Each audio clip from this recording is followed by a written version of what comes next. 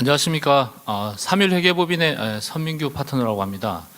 이렇게 소중한 시간으로 참석해 주셔서 감사드립니다. 제가 준비한 부분은 이 공익법인에서 결산 담당자분들이 공익법인 회계 기준을 가지고 회계 처리를 하는데 상당히 이제 애로사항이 있는 어떤 그런 항목들에 대해서 좀 더 쉽게 접근할 수 있는 어떤 접근법으로 한번 설명을 한번 준비를 좀 해봤고요. 또 한편으로는 지금 보면 저희들이 22년부터 지정감사 제도가 이제 도입되면서 외부 감사 변화 환경이 변화가 되는데 이 변화에 대해서 어떻게 대응해야 될지 준비를 좀 해봤습니다. 네, 그럼 설명을 시작하도록 하겠습니다. 네, 첫 번째는 이제 공익법인 중점 회계 처리에 대해서 먼저 설명을 좀 드리도록 하겠습니다. 예, 일단 그 회계 기준의 설명에 앞서 가지고 이 공익법인의 개념부터 한번 짚고 넘어가 보도록 하겠습니다. 지금 보통 보면 이제 비영리 법인이냐 공익법인이냐 이 부분에 대해서 약간 개념에 이렇게 혼선이 있는 분들이 좀 있는 것 같습니다. 그래서 이 공익법인은 보면 다 아시겠지만 상정법 시행령의 제12조에 열거되어 있고 공익사업을 영위하는 법인 또는 단체로 정의가 되어 있습니다. 지금 공익법인이 지금 보면 국내에 약 한 39,300여 개 이루고 요거는 22년도 기준입니다.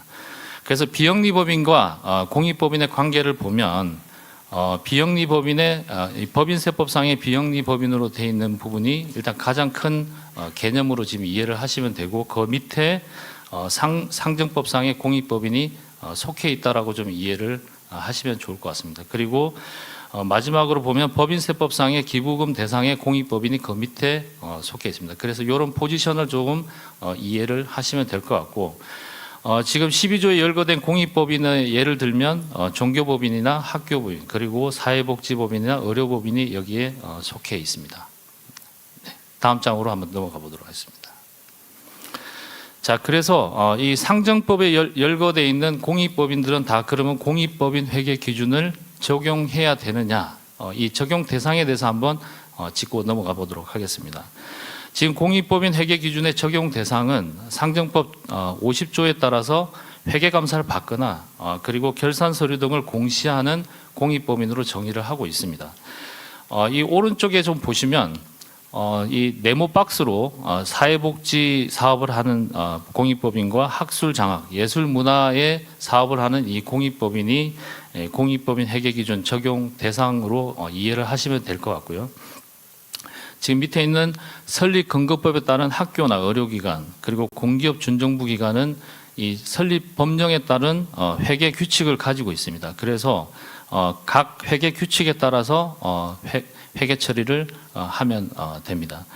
특히 보면 이 사회복지법인 같은 경우에는 복지부의 제출용에 결산 보고서를 작성할 때는 사회복지법인의 재무회계 규칙을 따르는 부분이 있다는 점을 참고하시면 될 것 같습니다. 네, 다음 장 넘어가도록 하겠습니다. 공익법인 회계 기준의 구성 내역을 보면 1장 총칙부터 해서 제5장 주석까지 해서 총 5개의 장으로 구성이 되어 있고 43개 조문과 부칙과 별지 서식으로 구성이 되어 있습니다. 요 각 장별로 해서 오른쪽에 지금 보시면 이 중점 회계 처리 대상으로 제가 한번 선정을 해봤는데 지금 그 총칙 부분에 있어서 요것도 한번 짚고 넘어가 보겠습니다. 지금 다른 법령과의 관계를 보면 일단 1순위가 다른 법령에서 정하는 회계 기준을 일단 우선적으로 적용하도록 되어 있습니다. 단 전제 조건이 하나 있는데 복식 부기와 발생 주의에 대한 규정이 있는 경우에 하나입니다. 그래서 사회복지법인 같은 경우는 단식 부기가 원칙이기 때문에 1순위로 다른 법령이 아니라 2순위인 공익법인 회계 기준을 따른다는 부분을 이해하시면 좋을 것 같습니다. 그 다음에 3순위는 일반 기업 회계 기준을 적용하게 됩니다. 자, 그래서 지금 보면 구분 회계라든지 고유 목적 사업 준비금 그리고 공통수익 비용의 배분 그리고 유가증권의 분류 및 평가에 대해서 항목별로 제가 자세하게 좀 설명을 이어서 드리도록 하겠습니다. 첫 번째 구분 회계입니다. 공익법인 회계 기준은 정관에 근거해서 사업을 구분하도록 하고 있습니다. 하고 있고 그리고 지금 보면 설립근거법으로 되어 있는 사회복지법인부터 해서 학교나 의료기관의 경우에는 책임 주체에 따라서 구분을 하게 됩니다. 책임 주체라 하면 지금 사회복지법인 같은 경우에는 법인회계, 시설회계로 구분을 하고 있고요. 그리고 학교는 법인회계와 학교회계, 그리고 의료기관은 법인과 병원회계로 구분을 하고 있습니다. 이 부분은 아마 잘 이해를 하고 계실 거라고 생각하고요. 지금 오른쪽에 보면 공익법인 회계 기준과 법인세법상의 구분 회계를 좀 비교를 좀 해보면 지금 공익법인이 지금 보면 단일 사업을 영위하는 게 아니라 다양한 사업을 지금 영위를 하고 있다 보니까 이 사업마다 회계 기준의 공익 목적 사업이냐, 기타 사업의 구분과 그리고 법인세법의 비수익 사업이냐, 수익 사업이냐, 이 부분에 대한 구분이 이 구분을 좀 잘 하셔야 되는 부분이 좀 있다고 이해를 하시면 될 것 같고, 일단 법인세법상에 지금 보면 학교 운영 부분은 지금 비수익 사업으로 구분을 하고 있고 나머지 부분은 수익 사업으로 구분하고 있다라는 부분을 좀 기억을 하시고, 그리고 학교 운영이나 의료, 그리고 전시 사업, 그리고 금융자산은 두 개로 이렇게 분류되어 있다 보니까 금융자산 투자가 좀 중점적으로 좀 고려를 해야 되는 대상인가 보다라고 생각을 좀 하시면 될 것 같고, 요 나머지는 공익 목적 사업으로 구분을 하고 있습니다. 이 금융자산의 경우에는 단순 예금, 그러니까 은행에 예금을 해서 이자 수익을 받는 이 소극적 투자에 대해서는 공익 목적 사업으로 지금 구분을 하고 있는데, 그런 게 아니라 펀드 등의 적극적 투자, 결국은 투자 목적에 좀 가깝다라고 생각하는 부분에 있어서는 기타 사업으로 구분을 하도록 되어 있습니다. 그리고 기념품 판매의 경우에는 공익 목적, 공익 활동의 부대 비용으로 지금 부대 사업으로 지금 보고 있기 때문에 이 부분도 기타 사업으로 구분한다라는 부분을 조금 기억하시면 될 것 같습니다. 네, 다음 장으로 넘어가도록 하겠습니다. 공통수익 및 비용의 배분입니다. 이 공통수익은 지금 보면 뭐 그 공익 목적 사업이냐, 기타 사업이냐, 그리고 공익 목적 안에 구분되는 사업별이 있으면 사업을 구분하는 부분이라고 보시면 되고, 이 부분이 상당히 이 어려움을 겪고 있는 부분 중에 하나입니다. 지금 보면 기준상으로 보면 매우 러프하게 되어 있습니다. 지금 보면 법인이 합리적으로 배분 기준을 마련해서 그냥 지속적으로 적용해라. 이게 기준의 모든 내용이라고 지금 이해하시면 되고, 그러면 법인이 합리적으로 어떻게 배분 기준을 마련해야 되냐라는 부분을 지금 보면 이 공익 사업의 어떤 이 비용을 좀 이렇게 비용 구성을 한번 보면 대부분이 인력 비용이나 시설 비용 그리고 기타 비용으로 좀 구분이 가능할 것 같습니다. 그래서 원가가 발생하는 원인인 원가 동인을 가지고 비용을 배분해야 된다라고 이해하시면 되고, 인력 비용 같은 경우는 아무래도 업무 시간으로 이제 원가 동인을 가지고 있고, 시설 비용 같은 경우에는 시설 면적이라든지 아니면 사용 빈도에 따라서 원가 동인을 가지고 배분을 하시면 될 것 같습니다. 기타 비용의 경우에는 각각의 항목별로 합리적 배분 기준을 마련해서 배분을 해야 할 것 같습니다. 자, 그래서 이러한 합리적 배분 기준을 어떻게 이제 프로세스로 적용할 거냐라고 이제 보면 일단은 이 공익법인에 지금 보면 사업 자체가 이 공통 수익과 비용이 일어나는 어떤 구조인지를 먼저 확인해야 됩니다. 그래서 첫 번째로 사업부에 구분을 하고 인원별로 업무 내용을 파악을 합니다. 첫 번째로 하고, 그래서 공통 수익과 비용에 이 배분 이슈가 있다라고 좀 판단이 되면 인원별의 업무 투입 시간을 먼저 파악하고 인건비 이외에 나머지 공통 비용의 항목이 있는지를 파악하게 됩니다. 이렇게 파악된 걸 가지고 공통 비용의 항목별로 원가 동인을 결정하고 이 원가 동인별로 배분율을 산출해서 적절하게 잘 배분을 하시면 됩니다. 단 앞서 제가 말씀드린 대로 전년도의 배분 기준에 따라서 전년도 배분 기준을 적용하는 게 원래는 맞는데 어떤 이슈에 따라서 어떤 환경 변화에 따라서 전년도 배분 기준 적용이 적절한지 여부도 반드시 검토를 해야 된다라는 부분을 좀 고려하시면 될 것 같습니다. 이 오른쪽 부분에 예시로 들고 있는 이 부분은 지금 보면 임차료나 건물 관리비는 시설 비용에 해당되기 때문에 면적 원가 동인을 면적으로 해서 배분율을 산정하고, 이 배분율에 따라서 항목별인 복지 사업이나 모금 지원이나 운영 지원 어떤 사업으로 해서 각각의 항목별로 원가를 배분하는 예시로 지금 이해하시면 될 것 같습니다. 네, 다음 장 넘어가도록 하겠습니다. 세 번째는 기부금 등의 수익 인식입니다. 결론적으로 딱 말씀을 드리면 공익목적 사업 수익은 현금주의에 따라서 수익을 제공받는 시점에 하시면 됩니다. 단 예외적으로 성격에 따라 인식 시점 및 회계 처리가 상이할 수 있다는 부분만 약간 주의를 하시면 될 것 같습니다. 이걸 좀 자세히 좀 설명을 드리면 지금 공익목적 사업의 수익은 크게 세 가지입니다. 지금 보면 기부금 수익, 보조금 수익, 그리고 회비 수익으로 나눌 수 있습니다. 이 모두 다 이 오른쪽에 보시면 인식 시점이 기부받는 시점, 보조받는 시점, 그리고 회비를 수령하는 시점인 수령하는 시점에 현금주의로 인식을 한다고 보시면 되는데, 단 회비 같은 경우에 회원의 자격을 위해서 이 강제하는 회비의 경우에는 실현 가능 시점을 검토를 해서 발생주의로 회계 처리를 할 수도 있습니다. 해야 된다가 아니고 할 수도 있다라고 이해하시면 될 것 같고요. 그리고 인식 시점에 있어서 이 받는 시점을 언제로 봐야 되느냐 부분에 이슈가 있습니다. 지금 보면 요즘은 이제 현금으로 해서 다 이렇게 현금으로 공익법인에 이렇게 기부를 하는 어떤 그런 형태가 아니라 다양한 형태를 가지고 있습니다. 신용카드라든지 CMS나 모바일로 기부를 좀 하는 경우가 이제 많은데 기부자의 결제 시점에 인식을 한다라고 이해를 하시면 돼요. 그래서 공익법인의 계좌에 입금되는 시점이 아니다. 그래서 시점 차이가 지금 존재한다라고 생각하시면 되고, 결제 시점에 먼저 수익을 인식하셔야 됩니다. 이 부분 이해하시고, 그리고 현물로 기부를 받는 경우에는 토지 같은 경우에는 공시지가, 그리고 주식의 경우에는 시장 가격, 그리고 부동산의 경우에는 감정평가의 공정가치로 인식을 하시면 될 것 같습니다. 그리고 오른쪽에 조금 주의해야 될 부분이 하나 있는데, 지금 뭐 잘 아시겠지만 대부분의 사업 수익은 운영성과표상의 이 수익으로 인식은 되는데, 거액의 부동산을 가지고 기본재산 출연의 조건을 갖춰서 기본재산 출연이 되는 경우에는 기본 순자산 첨가, 이 재무제표상에 그냥 기본 순자산의 첨가로 표시를 해야 된다. 손익으로 표시하면 안 된다라는 부분을 잘 인지를 하셔야 됩니다. 그래서 뭐가 중요하냐면 기본재산 출연 요건에 해당되는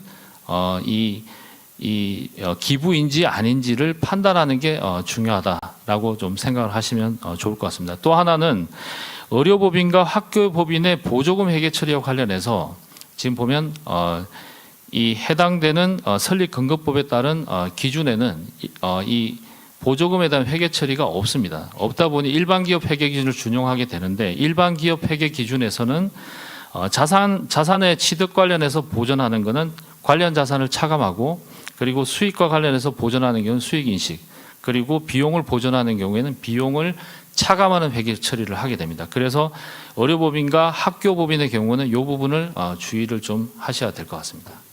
네, 다음 넘어가겠습니다.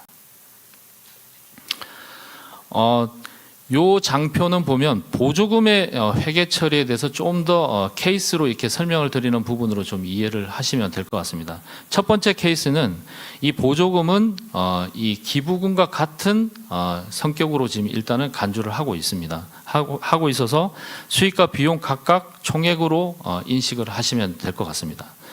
그리고 두 번째는 보조금과 기부금의 수령 이후에 뭐 별로 이렇게 좋지 않은 케이스이긴 하지만 반납을 받는 경우가 있습니다. 예. 이 반납이 이제 자주 일어나는 건 아니겠지만 이런 케이스가 지금 발생하기 때문에 반납 시 회계 처리를 어떻게 하냐라는 부분인데, 수령 및 반납의 시점에 따라서 회계 처리가 다릅니다. 그래서 수령과 반납 시점이 동일한 연도에 회계 연도에 발생하게 되면 결국 수령할 때 수익을 인식하게 되면 그 수익을 취소를 그냥 하시면 됩니다. 하면 되는데, 예를 들면 22년도에 기부금을 수령한 다음에 다른 연도인 23년도에 반납을 요청해서 반납을 하게 됩니다. 그러면 수익을 인식한 거를 23년도에 수익을 취소해야 되는 어떤 이슈가 발생하는데, 그렇게는 하면 안 되고 기타 비용으로 처리를 하도록 하고 있습니다. 이 부분 좀 주의해서 생각하시면 될 것 같고요. 그리고 세 번째는 지자체 위수탁 사업의 수익 인식 부분인데, 이 부분도 공익법인 회계 기준에 언급을 하고 있지 않습니다. 그래서 일반 기업 회계 기준을 준용하도록 되어 있는데 이 위수탁 사업에 관련된 부분은 상당히 좀 회계 처리가 좀 복잡하긴 합니다. 왜냐하면 일반 기업 회계 기준상의 책임의 어떤 정도에 따라서 지금 단순하게 대리 업무를 하는 대리인의 성격을 가지고 있는 업무를 만약에 공익법인이 하게 되면 수수료 수익만 네트로 수수료 수익만 수익으로 인식을 하게 되고요. 그리고 만약에 책임이 많은 본인의 입장에서 책임을 진다는 그런 성격이라고 그러면 총액으로 수익을 인식하도록 되어 있습니다. 그래서 이게 본인이냐 대리인이냐 판단하는 부분이 상당히 어렵기 때문에 이 부분에 있어서는 반드시 가능하시면 전문적인 회계법인이나 아니면 감사인한테 검토를 한번 요청하는 게 좋을 것 같습니다. 그래서 다행히 지자체 위수탁 사업의 경우에는 이 성격상으로 지금 봤을 때 이 사업에 대한 책임을 다 공익법인에 넘기는 경우가 대부분입니다. 그래서 일반적으로는 총액 이 본인으로 봐서 총액으로 수익을 인식하기는 하는데 계약서를 꼼꼼히 보시고 예외 사항도 지금 있기 때문에 이 부분에 대해서는 반드시 전문가의 도움을 좀 받아서 검토를 받으시는 게 좋겠다라고 제가 이제 말씀을 드리고 싶습니다. 그리고 세무상으로 봤을 때 세금 계산서를 발행하는 것도 일반 기업 회계기준과 동일합니다. 그래서 계산서 발행에 있어서도 주의를 기울여야 될 게 이게 본인으로 인정해서 총액으로 만약에 회계 처리가 되면 세금 계산서도 총액으로 발행해야 되고요. 그리고 대리인으로 봐서 순액으로 인식하게 되면 회계 처리를 세금 계산서도 순액으로 발행을 해야 됩니다. 이 부분 주의하시면 좋을 것 같습니다. 네, 다음 장은 고유 목적 사업 준비금입니다. 이 고유 목적 사업 준비금은 부채로 인식하는 게 원칙입니다. 원칙인데 순자산으로 인식이 가능하다라고 좀 이해를 하시면 되는데 그 내용에 대해서 좀 자세히 설명을 드리겠습니다. 이 고유 목적 사업 준비금의 목적 취지가 법인세 납부액을 경감시켜주는 법인세법상의 혜택이기 때문에 회계감사 대상이 아닌 공익법인의 경우에는 결산서상에 반드시 부채 및 비용으로 인식해야 법인세법상의 혜택을 받을 수 있습니다. 이 부분을 주의를 하셔야 될 것 같고요. 그래서 부채 인식과 관련해서 회계 처리를 그럼 어떻게 할 거냐라고 보면 비용과 부채를 인식하실 때 특히 부채 부분은 유동과 비유동으로 일단 구분하지 않습니다. 이 부분 하나 주의하시고 그리고 세무조정 계산서상에 보면 이게 결산조정 사항이기 때문에 세무조정 자체가 없습니다. 없고 그래서 세부적으로 이제 회계 처리를 이제 한번 이렇게 보면 기타 사업 회계와 고유 목적 사업 회계인데 당연히 수익 사업의 비용으로 처리를 하기 위해서 이 준비금 전입이 이루어지면 기타 사업으로 회계 처리를 먼저 할 겁니다. 그래서 준비금 전입이 있으면 준비금 전입으로 비용 처리를 하고 대변에 부채를 인식하는 회계 처리를 하시면 되고요. 그리고 준비금을 사용하는 시점이 되면 기타 사업 회계에서 고유 목적 사업 회계로 이동을 합니다. 이동을 하는데 결국은 현예금이 차대변으로 공통으로 이렇게 상계가 되기 때문에 현예금의 변동은 없습니다. 없고 단지 준비금 부채로 잡혀있던 게 부채가 없어지고 이 고유 목적 사업 회계상에 준비금 수입이 잡히는데 손익으로 수입이 잡힌다는 게 특징이 있습니다. 그리고 자본 인식 부분은 지금 보면 감사를 받는 데만 일단 가능하다고 지금 생각하시면 되는데 사업연도 종료 후에 잉여금 처분을 통한 전입으로 목적 사업 준비금을 인식하는 방법입니다. 그래서 세무조정 계산상의 결산서 결산에 반영되어 있지 않기 때문에 당연히 신고조정으로 송금에 산입해야만 법인세법으로 비용이 인정이 된다는 부분을 이해하시면 될 것 같고요. 그래서 지금 보면 여기는 잉여금 처분에 대한 내용이 나와 있습니다. 그래서 기타 사업 회계에 차변에 처분 전 잉여금이 빠져나가면서 대변의 준비금으로 순자산이 증가하는 회계 처리입니다. 그리고 준비금이 전출되는 것은 기타 사업 회계와 고유 목적 사업 회계가 그냥 이전이 된다는 걸로 생각하시면 되고 회계 처리는 크게 전체로 보면 아무런 변동사항이 없는 부분으로 이해를 하시면 될 것 같습니다. 네, 다음 장 넘어가도록 하겠습니다. 예, 마지막 회계 처리에 대한 내용입니다. 유가증권의 분류 및 평가인데 이 분류 평가에 대한 회계 기준은 지금 공익법인 회계 기준부터 해서 의료법인의 학교, 일반기업 회계 기준 모두 다 동일합니다. 그래서 분류를 조금 이렇게 유가증권 분류를 그럼 어떻게 하느냐라고 지금 보면 크게 세 가지로 구분합니다. 단기 매매 정권, 매도 가능 정권, 만기 보유 정권으로 이제 구분을 하게 되는데 각각의 어떻게 구분하는지를 보면 단기간 시세 차익의 목적으로 취득하는 것은 단기 매매 정권으로 분류를 합니다. 그리고 만기까지 보유할 목적과 능력이 있고 만기나 상환 금액이 확정된 채무 조건, 채권입니다. 채권. 이 채권에 대해서는 만기 보유 정권으로 일단은 구분하고 이 단기 매매 정권과 만기 보유 정권이 아닌 정권에 대해서 매도 가능 정권으로 구분을 하시면 될 것 같습니다. 그리고 회계 기준상에 시장성 없는 지분 정권에 대한 평가 부분에 있어서 지금 공익법인 회계 기준상에 보면 공정 가치를 신뢰성 있게 측정할 수 없는 경우에는 취득원가로 평가를 하도록 되어 있습니다. 그래서 대부분이 아마 시장성 없는 지분 정권에 대해서는 취득원가로 아마 평가를 하고 계실 것 같습니다. 단 조심해야 될 게 학교법인의 경우에는 상정법에 따라서 평가를 해야 된다. 이 부분을 좀 주의를 하시면 좋을 것 같습니다.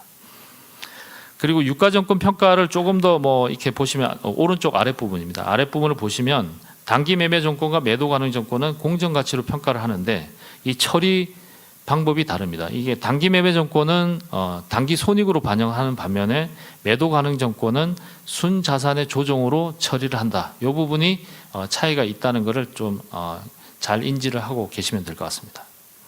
네, 다음으로 넘어가도록 하겠습니다. 예, 제가 그 회계 처리에 대해서는 구분 회계부터 해서 유가정권 분류와 평가에 대해서 한번 설명을 전반적으로 한번 드렸고요. 그리고 지금부터는 이 22년부터 도입된 지정감사로 인해서 외부감사 환경 변화가 있습니다. 이 변화에 대해서 대응을 어떻게 할 건지에 대해서 한번 설명을 좀 드리도록 하겠습니다. 지금 공익법인 같은 경우에도 제가 앞서 말씀드린 대로 22년도에 주기적 지정제도가 도입이 됐습니다. 주기적 지정제도의 내용을 보면 4+2입니다.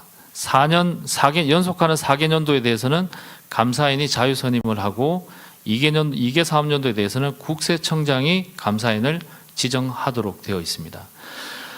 그리고 지금 이 대상이 주기적 지정이 대상되는 법인은 직전 연도에 총 자산가액이 1,000억 원 이상이 공익법인에 해당이 되고요.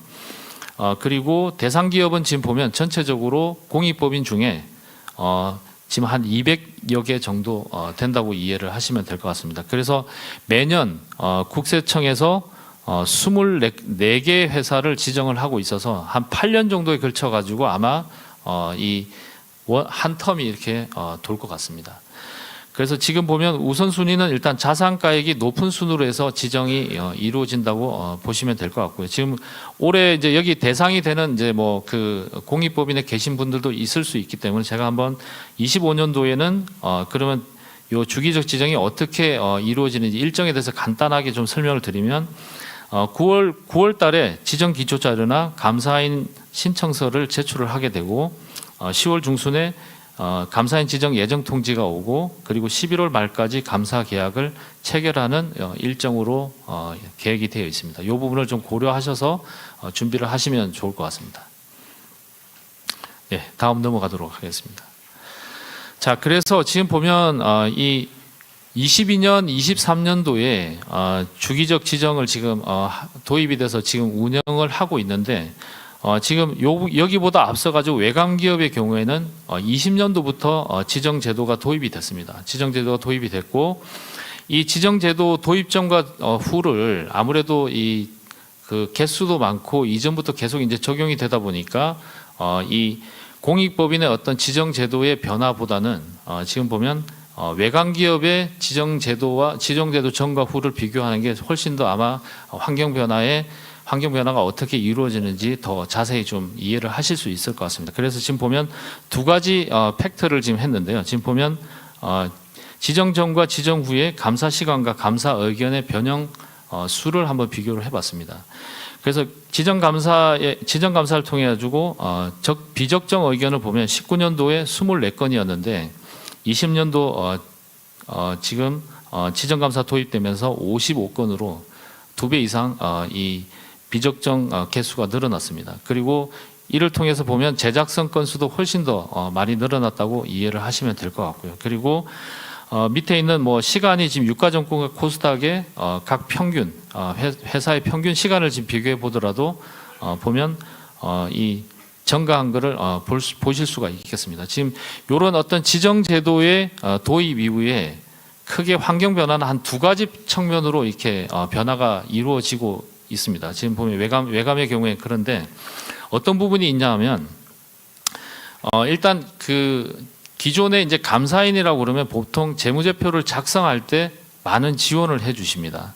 뭐 모르는 거 이렇게 물어보면 대답도 해주시고 그리고 여러 가지 이제 뭐 명세서나 이런 걸 보면서 회계 처리와 관련된 부분을 많이 이렇게 지원을 해주시고 있는데 그래서 재무제표를 준비하는 결산 관점과 감사 업무가 구분이 명확하지 않습니다. 지금 보면 명확하지 않은데 점점 지정 제도가 도입이 계속적으로 적용이 되면 외관 기업들과 마찬가지로 결산과 감사 업무가 명확하게 구분이 되는 이 변화가 있습니다. 그러다 보니 이 공익법인 입장에서는 자체 결산 역량을 강화해야 되는 더 이상 이제 감사인한테 물어보면서 감사인이 도와줘서 결산 재무제표를 작성하기가 쉽지 않은 그런 환경으로 지금 바뀔 거고요. 감사인 입장에서는 안 도와주고 감사만 제대로 하라고 하니까 더 엄격한 감사가 이루어질 가능성이 높습니다. 그래서 밑에 보면 두 번째가 공익법인의 회계감사 수준이 아마 점점 강화가 될 겁니다. 지금 이 정부에서도 이 주기적 감사인 지정 제도를 공익법인에 적용한 취지 자체가 회계 투명성을 정대하는 겁니다. 결국은 감사를 되게 수준을 높여서 회계 투명성을 높이라는 취지이기 때문에 점점 정부는 이쪽으로 드라이브를 걸 것 같습니다. 그래서 두 가지 결산과 감사 업무가 명확하게 구분될 거고 그래서 자체적인 결산 역량을 강화해야 되고 공익법인의 회계감사 수준이 점점 강화될 거다. 이 부분을 잘 이해하시고 그러면 요런 어떤 환경 변화에 대해서 저희들이 대응해야 되는 방향을 보면 회계결산의 역량 강화를 위해서 자체적으로 뭔가 이거를 해결하기가 상당히 쉽지 않을 것 같습니다. 그래서 전문 회계법인을 통해서 결산 역량을 강화할 필요성이 좀 있을 것 같습니다. 그래서 어떤 방향성으로 해야 되냐면 결국은 이 표준화와 체계적인 체계성을 가지고 업무 프로세스를 뭔가 구축을 해야 될 필요가 있고요. 그리고 주무관청이나 국세청 그리고 외부감사인의 요구사항에 적시 대응 가능한 이 결산 역량을 강화시킬 필요가 있다라는 부분을 좀 이해하시면 좋을 것 같고 또 한편으로는 지정감사 대응 역량을 강화해야 되는데 이 지정감사가 점점 이제 확대가 된다고 그러면 지금은 1,000억이지만 나중에는 더 많이 확대가 될 수 있습니다. 그래서 지정감사가 되기 전에 이 높은 수준의 감사 품질을 가지고 있는 회계법인을 통해서 자유수임을 해서 미리 감사에 대응을 하게 되면 아무래도 제작성이나 그런 이슈들이 좀 없어질 가능성이 높기 때문에 이런 부분에 있어서 미리 이 높은 수준의 감사 품질 관리 역량을 보유한 회계법인을 통해서 지정감사의 대응 역량을 강화할 필요성이 있다라는 두 가지 측면을 제가 얘기 드리고 싶습니다. 네.